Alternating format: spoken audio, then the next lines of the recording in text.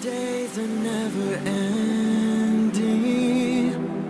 when the nights are feeling lonely, there's a place that I can go, where the birds are free to roam, in the sky, flying high, over fields of green, and where the stars inside the sky, we're the last ones shining bright, pushing through the storm tonight, we'll be burning on and on and on. We're the stars inside the sky, we're the last ones shining bright, pushing through the storm tonight, we'll be burning on and on and on.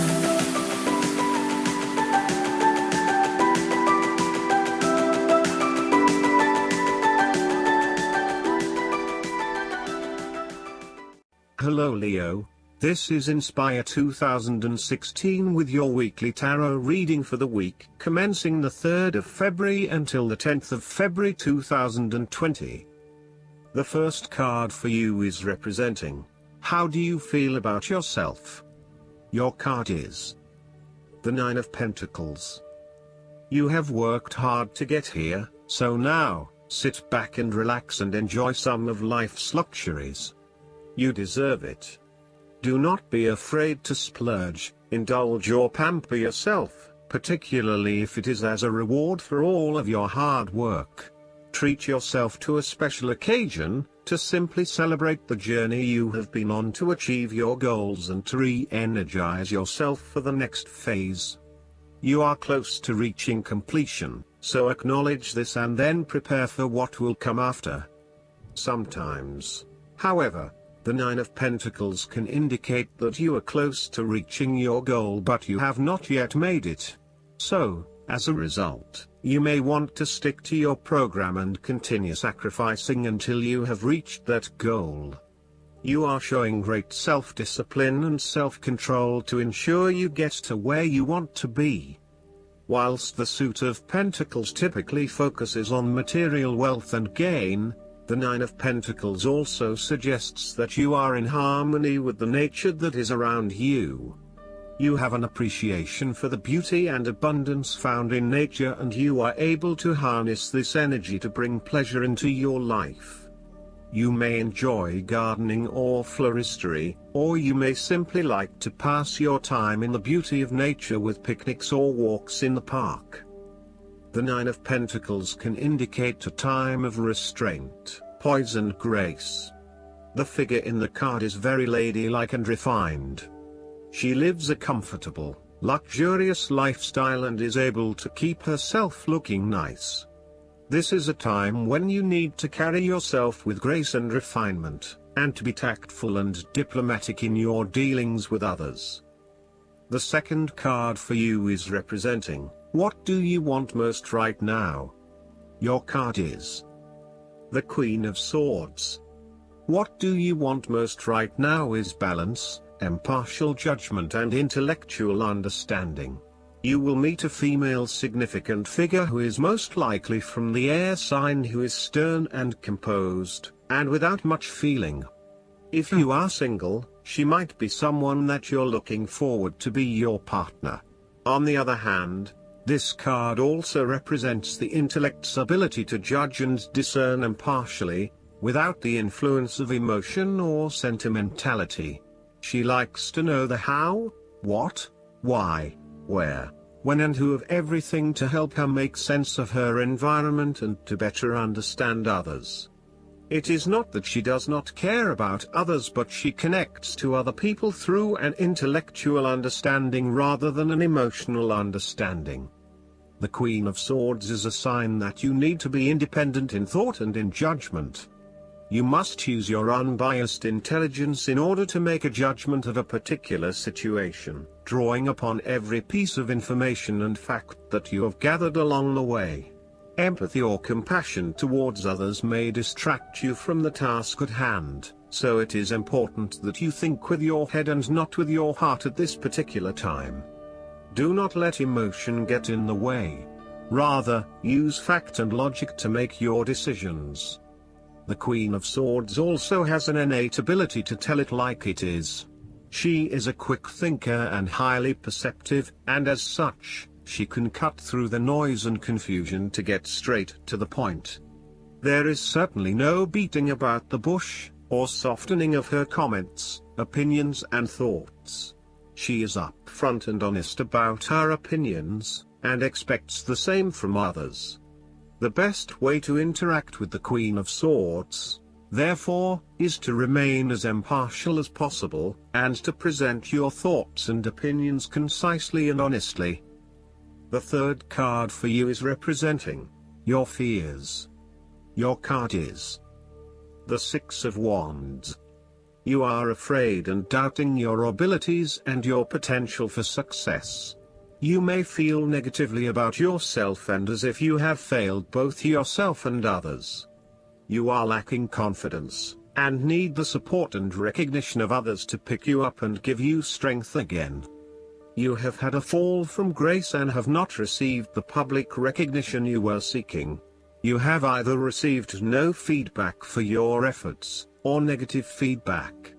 You may have expected things would have worked well, but instead you are being punished in some way, or you are being neglected for your efforts thus far. Now, your confidence has taken a hit, as has your professional reputation, or at least your perception of your reputation.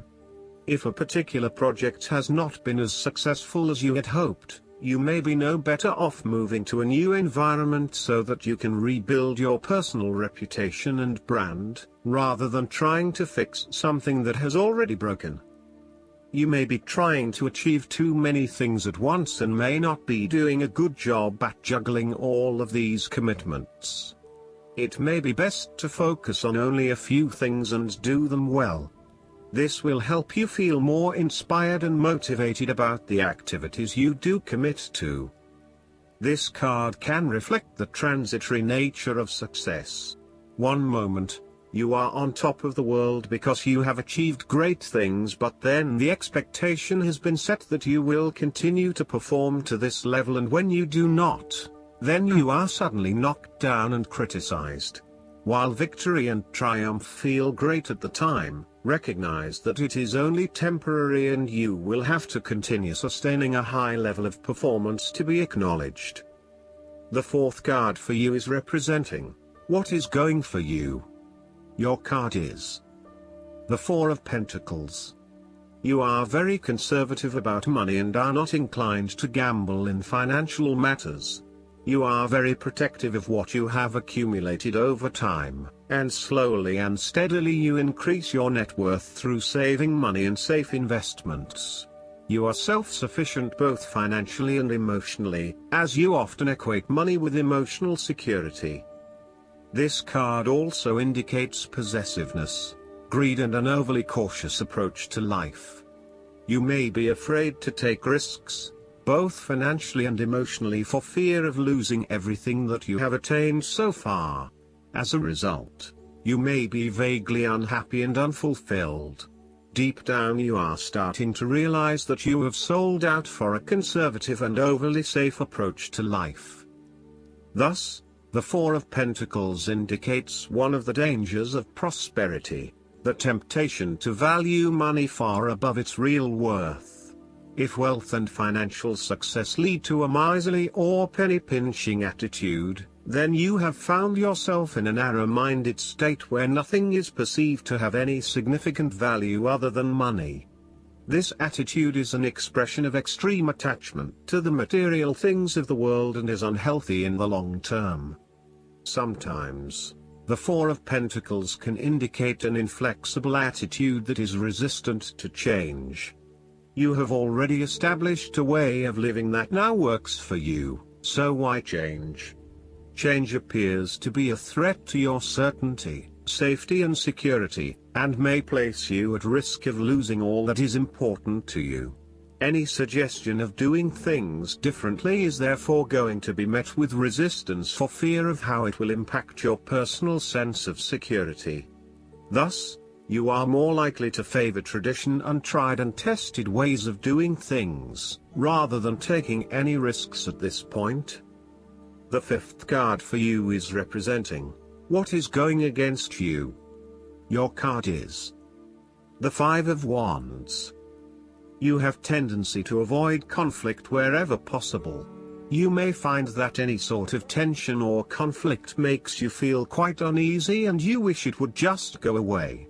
So, you deflect a lot of that energy and just ignore the problem, if there is one.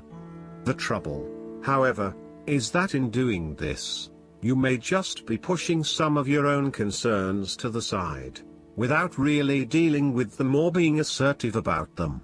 Some conflict can be good, particularly if it is constructive and teases out the underlying issues in a way that then generates a better solution.